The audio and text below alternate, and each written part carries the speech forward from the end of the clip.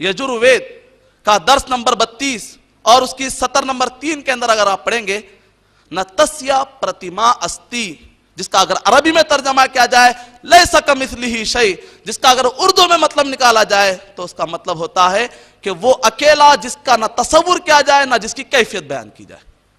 और अगर आप यजुर्वेद पढ़ेंगे, उसका दर्स नंबर 40 और उसका सतर नंबर 9 अगर आप पढ़ेंगे, अंधनतमा प्रविशंति, अंधेरे में है वो शख्स, अंधनतमा प्रविशंति असंभूति मुपासते, जो 5 बुतों की इबादत करता है, आसमान, जमीन, पानी, आग, हवा, जो इन चीजों की इबादत करता है वो अंधेरे में है। ततो भोया इवते, उससे भी ज्यादा अंधेरे में वो है, तमोया उसंभूता रता, जो अपने ही हाथों के बनाए हुए चीजों की इबादत करता है, जिसका अगर अरबी में तर्जमा किया जाए, वमन अवल्लु मिम्मन याबुदु अल अशिया अल मखलूका व अवल्लु मिन्हु मन याबुदु अल अशिया अल मसनुआ बिअयदीहिम।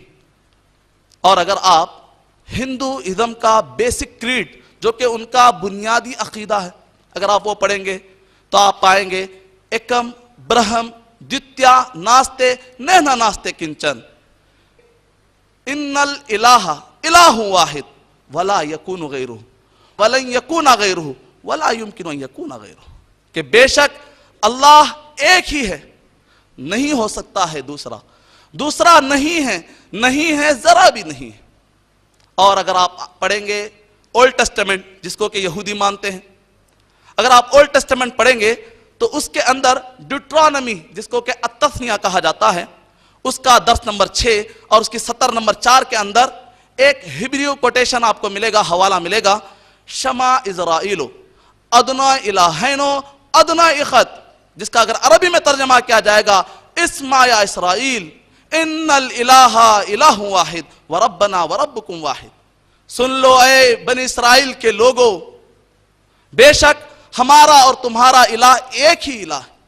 और अगर आप न्यू टेस्टामेंट पढ़ेंगे, जिसको के नसरानी और क्रिश्चियन मानते हैं, तो उसके गॉस्पेल ऑफ मार्क इंजील मरकस के अंदर उसका दर्स नंबर 12 और उसकी सतर नंबर 29 के अंदर वही वसीयत दोहराई गई, एक हर्फ का ना इजाफा है ना एक हर्फ की ज्यादती। शमा इज़राइलो अदना इलाहैनो अदना इखत, ऐ बनी इसराइल के लोगों सुन लो, मेरा और तुम्हारा रब एक ही रब है। इससे ये तो बात साबित हो गई कि रब जो होगा, खालिक होगा, वो एक होगा। लेकिन अभी सवाल बाकी है कि वो आखिर एक इलाह कौन है। हम मुसलमान ये अकीदा रखते हैं कि वो एक इलाह अल्लाह सुब्हानो व तआला। इसके लिए भी हमारे पास दलीलें हैं। मैं आपके सामने 4 दलीलें पेश करता हूं, जिससे हम साबित कर सकते हैं कि वो अकेला इलाह अल्लाह सुब्हानो व तआला।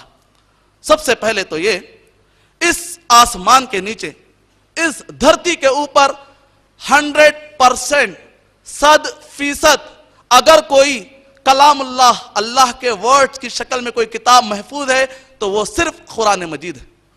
इस किताब के अंदर अल्लाह सुब्हानो व तआला ने सूरह ताहा सूरह नंबर 20 आयत नंबर 14 के अंदर अल्लाह सुब्हानो व तआला ने इरशाद फरमाया, इन्ननी अनल्लाह, के बेशक मैं अल्लाह सुब्हानो व तआला। दूसरी दलील ये है, ये बाइबल अरबिक बाइबल है। देखिए वो लोग किस तरीके से काम कर रहे हैं।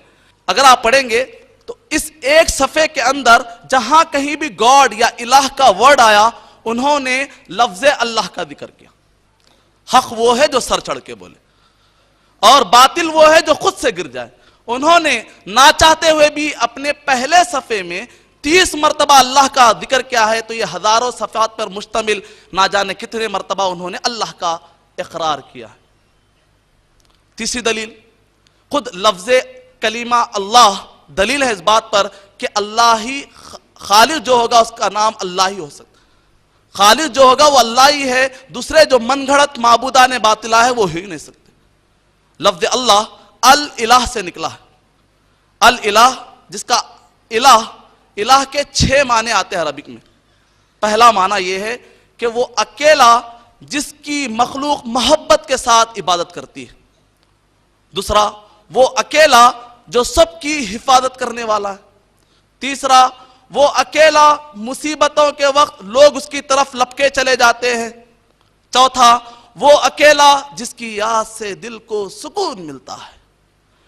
پانچواں کہ وہ اکیلا جس کی مخلوق کو دیکھ کر آدمی حیران اور ششدر ہو جاتا ہے اور حیرت میں پڑ جاتا ہے۔ چھٹواں کہ وہ اکیلا جو لوگوں کے انسانوں کے نظروں سے اوجھل ہے اور پوری کائنات میں سب سے اعلیٰ ہے، پوری کائنات کے اوپر ہے۔ اور چوتھی دلیل یہ ہے کہ سورہ اخلاص کے اندر اللہ سبحانہ و تعالیٰ نے ایک ایسڈ ٹیسٹ دیا، یعنی اس کے ذریعے سے آپ سچا معبود اور غلط معبود دونوں کے درمیان آپ ایویلیٹ کر سکتے ہیں، فرق کر سکتے ہیں۔ اللہ سبحانہ و تعالیٰ نے قرآن مجید میں کہا قل هو اللہ احد، سورہ اخلاص سورہ نمبر 112 کی آیت نمبر 1، 2، 3 اور 4 کے اندر کہ اللہ سبحانہ و تعالیٰ نے کہا کہ جو معبود برحق ہوگا وہ کسی کا محتاج نہیں ہوگا۔ اب آئیے دیکھتے ہیں عیسیٰ علیہ السلام اور مریم علیہ السلام پر اس کو اپلائی کر کے دیکھتے ہیں۔